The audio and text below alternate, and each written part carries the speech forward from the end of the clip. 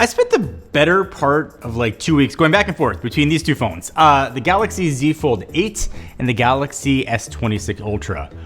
One of them is better, and it also costs like $600 less. There's one thing like about the shape that'll sell you in like, I don't know, let's say 10 minutes. There's also one thing that should probably make you want to wait a full year before you jump in, and that $600 isn't either of them. I've had the privilege of testing every foldable that's ever come out in the United States. Every single one. I flew to New York and signed something like a 40-page NDA to sit in a room with the OG Galaxy Fold back when nobody had ever touched one or seen one.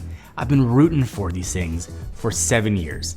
So one thing to be clear up before anything else, because of kind of the naming scheme happening with this phone, I think it's a bit of a mess. So the Galaxy Z Fold 8 is not the follow-up to the Galaxy Z Fold 7. The actual follow-up to that is the Z Fold 8 Ultra. The one wearing the plain name, it's also $200 less than the Ultra version. So the cover screen here on the Z Fold 8, 5.5 inches, and it works out to roughly 16 by 9. The S26 Ultra sitting next to it is 19.5 by 9. Way shorter, way wider than any other phone you've kind of ever held. I was fumbling the keyboard on this thing on the outer screen. Everything my thumbs knew about where the letters live was suddenly useless, and I came very close to writing this whole thing off. It took me about 3 days, and then I stopped noticing. And after that, it became just a really good phone. Typing became fine, YouTube was fine, vertical or landscape, either way. Definitely smaller than I'm used to, just the outside screen here. But nobody should talk themselves out of this because of the outer screen. If you open it up though, crease is still physically creasing. I don't want to say that it went away, but the new hinge, new screen design has knocked it down far enough that I don't think about it at all. And on a foldable, I think for a lot of people, the knock that they had on it was the crease. I don't think it's much of an argument anymore. If you go hunting for it, you will see it, but you're not really gonna notice it. The inner screen is 7.6 inches, and it's 1848 by 2448, which makes it just about 4 by 3. And I think that is the correct shape. One weird note though, and it's probably on all foldables, not unique to this, I always forgot which way I had it oriented and I couldn't find the volume buttons. So they were like on top or on the bottom. I want to talk about the displays because there's a lot to talk about on both these phones. Samsung put an anti-reflective coating on these panels. I did spend last Saturday testing it by accident, standing out on a baseball field in Norwalk, California in over 100-degree weather with nowhere to hide from the sun. That was the best stress test that I could give it. It runs 3,000 nits peak on both panels. S26 does about 2,600 nits. A couple of reviewers have said the outer screen didn't get the anti-glare treatment at all. I can't speak to their unit. I only can tell you what happened to me in my real-world experience. And at the field, both of them displays on this thing held up. And I spent years telling anybody who would listen that Samsung makes its best displays in the phone business. And this panel, I think, really reinforced that, especially in the foldable world. It also never really got too hot. The thinking, I think for most people, was that a foldable to be this thin has nowhere to put a cooling system. So turns out my experience closer to the reverse. Heat's not an issue, which was a big surprise. I had issues with previous generations. I also never really thought much about battery, which is a nice thing I can say about a battery. It's got a 4,800 milliamp hour cell here against 5,000 in the Ultra. But Samsung does have silicon carbon, at least some silicon carbon, which fits more capacity into ledge space. Charging is 45 watts wired versus 60 on the Ultra. What I couldn't do all afternoon was take the pictures that I would want to take. And that's where the Ultra clearly wins when it comes to cameras. My oldest Nate kind of had one of the best second games I could have hoped for. He had an awesome swing, one of the best swings I'd seen out of him all season. And what I came home with was kind of a wide shot where he's kind of the size of like my thumbnail. It wasn't about timing. I was standing right there with the phone and I got the swing. The problem is where I was standing. So you pinch in to get closer and the picture falls apart in your hand. I tried a bunch of different ways across different games. Really nothing came out. And that's because there are only two cameras on the back. A 50 megapixel main at f1.8 and a 50 megapixel ultra wide at f1.9. That's the whole thing. No telephoto. The sensors themselves, I thought were pretty mid here. Samsung's processing is good and does real work, and daytime shots do come out looking good, which is a weird thing to settle for at an almost $2,000 phone. The loss of telephoto, though, hit me a lot harder than probably most because I live in Zoom. Most of the pictures I take all year of my kids playing sports at a distance. 3x on this is a crop off the main sensor. It does hold up better than I figured. S26 Ultra has a 50 megapixel periscope and it'll push 100x. And from the same spot on the same play, that phone obviously can get a better picture. One thing that partially rescues it, and I forgot that it exists every single time, there's a display on the front, which obviously I didn't forget about, but I do forget that you can take selfies this way by using that outer screen as the viewfinder. So now you're shooting your own face with a 50 megapixel main sensor instead of 10 megapixel hole punch. No slab phone can do that. Zoom might not matter to you, and taking normal pictures, you're not trying to get anything at a distance. The cameras are very good, and Samsung cameras have gotten really good, but for me personally, I noticed that loss of a zoom. Same reason that I eventually couldn't use the iPhone Air. No zoom means a phone that I can't keep in my pocket as my daily driver. So I think the camera is probably what a lot of people are gonna argue about in the comments. I think software is a thing that should probably make you wait some time before you buy this.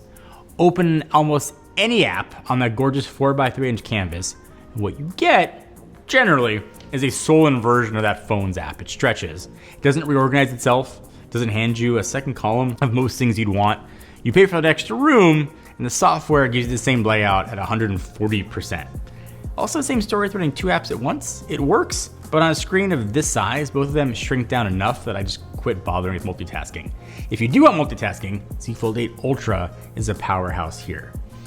I don't fully blame developers for a bad software experience. Foldables on Android are somewhere around like 2% of phones sold worldwide, and a big chunk of that 2% is Huawei inside of China. The entire category shipped 3.1 million units in the first quarter of this year. Nobody's product managers ever had a business reason to build a second layout for a foldable. Apple, I think, is the one who's going to change that because Apple ships one foldable and takes a quarter of the category in sort of year one. And then every app that matters should have a real layout by Christmas time. Samsung's been asking politely from 2%. Nothing to do with sort of who writes better software. It's just such a small subset. And you see it. You look at Instagram and you start to scroll and it starts to stutter a little bit. I think I just expected a better software experience from third-party manufacturers. And it's hard not to look at this phone, the Z Fold 8, as this is the best analogy I can come up with, as the movie trailer for the iPhone Ultra. And bear with me, this is great, right? We finally got to hear Doom's voice. We saw Cyclops in the comic accurate suit, but now I want to see the whole film. And I get the pull, I really do, but nobody's seen the movie yet. And Apple's first crack at anything is usually the roughest one. So this trailer, playing right now, it's a pretty good trailer. A few other things to know before you spend any money. No S Pen support, which started back with the Z Fold 7, and that still kind of bugs me on a canvas this size. Samsung told press over in London they're opening to bring it back at some point. This phone doesn't have flex mode while the other Samsung foldables do. I thought that one kind of sucked. Samsung hasn't explained why. It's rated at IP48 too, so a little bit water is fine, but zero dust protection. The inner screen still does feel a little bit like plastic. Doesn't bother me personally. Neither of these phones, and this is still a big miss, has MagSafe, Qi 2, whatever magnets on the back. Samsung's happy to sell you cases that have that in there, but I thought that still was a huge miss for phones of this cost. So that knock aside, it brings me to the phone that I keep almost always recommending. So the Z Fold 8 Ultra is like about $2,100, and it's the tall, narrow shape the Fold has always been, with a bigger inner screen and kind of everything that this one gives up. If you're debating foldables and you want to get work done, the Z Fold 8 Ultra is the way to go. That's the one for getting work done. The Z Fold 8 is the one for everything you want to do once work is over. And kind of comparing these two, I know it was a kind of a light comparison. It was more sort of 8 focused. The S26 Ultra is peak phone, good at absolutely everything except for folding. But the thing worth your time on it isn't the camera array, it's probably the privacy display. A very complicated relationship sort of with that one. You can run it all the time, set it per app, have it fire only notifications so your texts don't pop up while you're showing somebody a photo. Had it on banking apps for months and I forget it's there, which is how I think a feature like that should work. It's also gotten way better with updates. So, and that's not something people have followed up with. It's a really good feature. The catch though, Samsung had to rebuild the pixel structure to pull it off, and you pay for it, even the feature turned off. Viewing angles on the phone are not as great as the S26 Ultra in plain everyday use. Brightness falls off faster, and second you kind of tilt it a little bit. The Fold never made me fight its screen. The Ultra is the one I have reservations about, but it's also the one that takes better pictures. The camera hardware carried over from last year, but both sort of the main and the 5X get wider apertures, and that shows up when the light gets ugly. There's also horizontal lock, where you can tilt or flip the phone while you're recording, and the footage stays level. And that really changed how I shoot videos, especially of kids at games. So here's the math, I promise you at the top. The S26 Ultra is about $1,300, and it launched at that price in March. It hasn't really moved. The Fold is $1,900, and the Z Fold 8 Ultra is $2,100. And Apple's projected to land even higher than any of them. Memory prices have kind of climbed, every new phone has climbed with them. And the Ultra just sat there, which is the whole reason it suddenly looks like a screaming deal. $600 cheaper than the Fold, and it wins on the camera, stylus support, dust rating, and the software. Somebody asked me which of these two is smarter to buy. It's obviously not close. $600 never entered into that, which is what I told you at the top. I'm still going for the Fold. I have such a soft spot for this category. The fact that I can do this on a phone still makes me smile, and the technology lover in me giddy with excitement. I really like this phone. When it comes time to deciding which one you should buy, I think it's really $600 worth it to you. You like this form factor, you like this form factor. Because honestly, what Samsung done with the S26 Ultra is really like peak phone. It is good at absolutely everything, and it's great at a lot. The Z Fold 8 is great at some things and average at some, and it's missing some key features. But the fact that I can do this, I can deal with having to zoom in a little more than I would like.